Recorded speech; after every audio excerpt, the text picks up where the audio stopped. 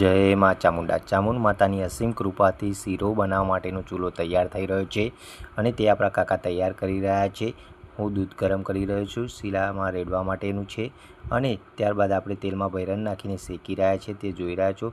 અને ભુરાજી ઠાકોર જે ખૂબ જ મહેનત કરીને આપણા દરેક કાર્યમાં મદદ કરે છે અને શીરો બનાવી રહ્યા છે અને હવે તે શીરો બનીને તૈયાર થઈ ગયો હતો, જેને લઈને આપણે ગામના દરેક અલગ અલગ વિસ્તારમાં કૂતરાઓને ખવડાવવા માટે નીકળી ગયા હતા।